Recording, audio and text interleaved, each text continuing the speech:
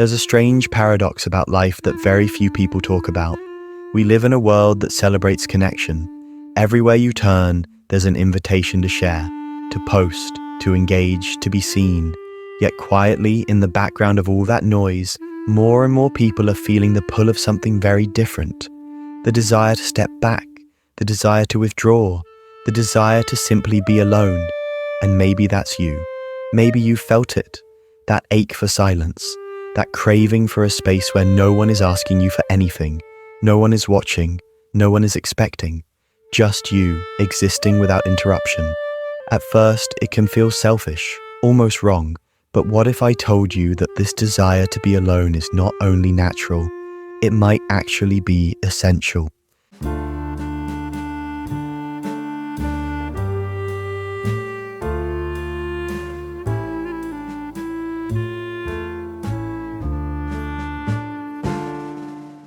You see, for most of my life, I thought being social was the only way to thrive. Teachers would say, be more outgoing.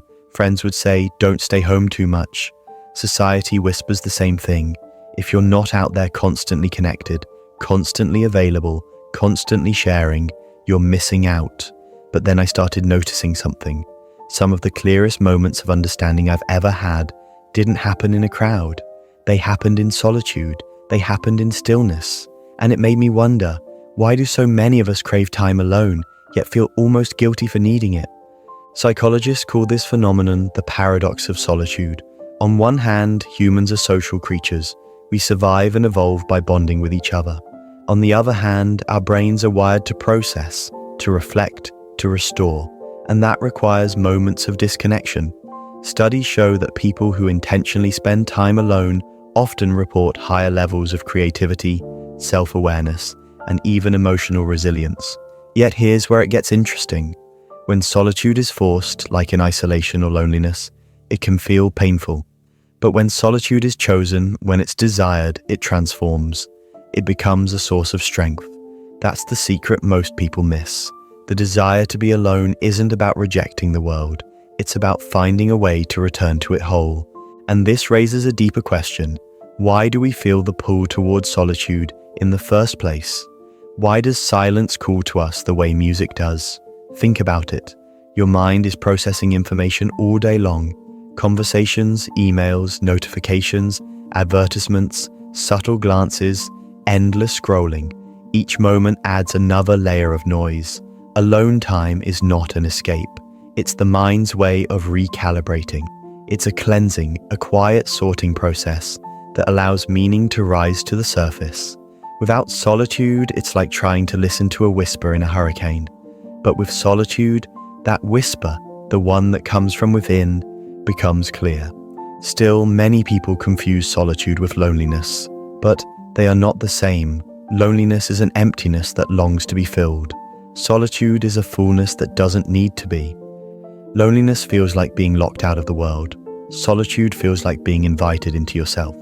That difference is everything, and yet, so few people can articulate it because our culture tends to glorify constant interaction.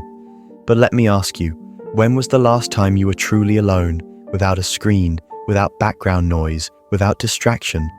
For some people, it's been weeks, maybe months, maybe years, and that's where the desire comes in. Because deep down, your mind knows.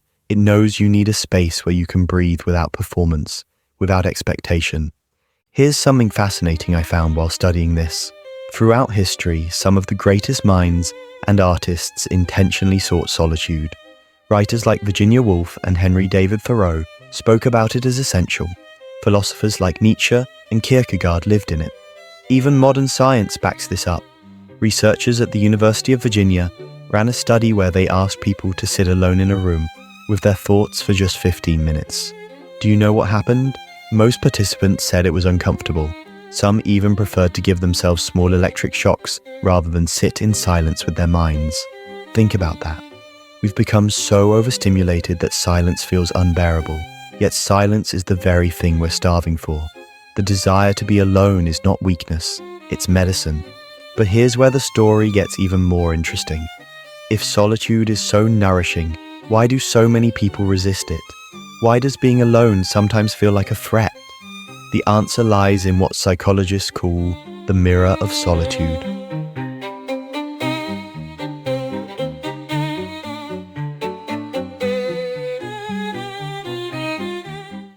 When you're alone with no distractions, there's nowhere to hide from yourself.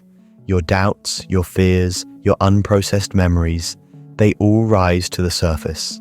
And that can be frightening.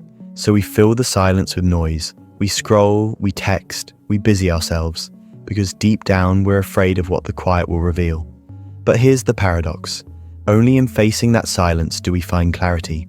Only by walking through the discomfort of being alone do we find the insights that change us.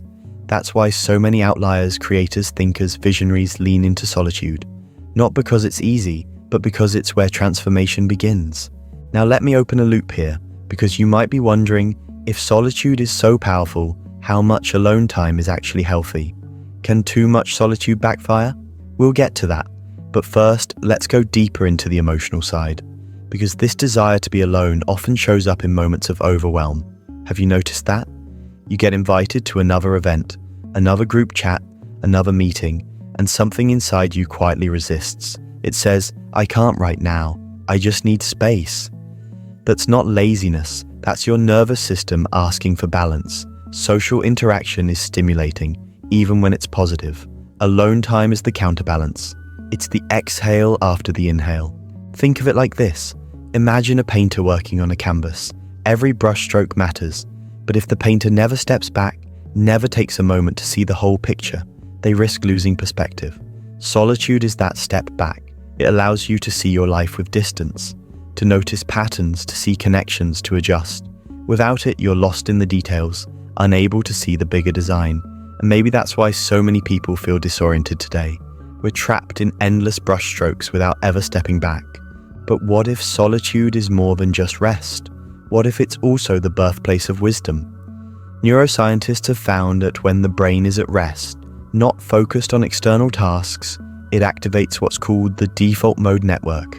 This is the part of the brain linked to memory, imagination, and self-reflection. In other words, your brain literally uses alone time to integrate your experiences, to connect past, present, and future. That's why so many insights come in the shower, on a walk, or in moments of quiet.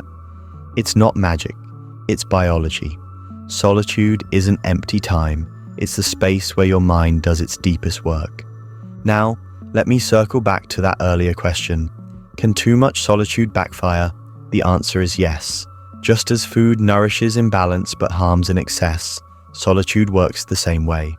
When chosen intentionally, it restores. But when it becomes avoidance, when it turns into shutting out the world completely, it can deepen loneliness. The difference comes down to intention. Are you choosing solitude to grow, to reflect, to restore, or are you hiding from something? That distinction is subtle but crucial, and it's why the desire to be alone is not something to fear. It's something to examine. What is it pointing you toward? What is it asking you to face? And here's the beautiful irony. When you give yourself space to be alone, you actually return to others more fully. Studies show that people who spend regular time in solitude often have deeper empathy, stronger focus, and more meaningful connections. Because when you know yourself, you can meet others without losing yourself. Alone time doesn't diminish relationships, it strengthens them. It's like tending your own roots so that your branches can grow stronger. So if you've ever felt guilty for craving alone time, remember this. Solitude is not selfish, it's self-sustaining. It's not about shutting out the world forever. It's about stepping back long enough to understand how you want to re-enter it. And in that sense, the desire to be alone is not a rejection of life. It's an embrace of it, on your own terms. But maybe you're wondering, if solitude is so powerful, why do so many people struggle to claim it? Why is it that the moment we try to step back, the world rushes in with interruptions, with guilt, with the endless pull of should? Part of the answer is cultural. We've been trained to measure our worth by visibility, by interaction, by productivity. Time alone doesn't show up on anyone else's radar. It doesn't earn applause, it doesn't get likes, it doesn't prove anything on the outside. And yet, it's the hidden foundation beneath everything visible, like the roots of a tree, unseen but essential. Without them, nothing above the surface can survive. And this is where the desire to be alone carries a subtle wisdom.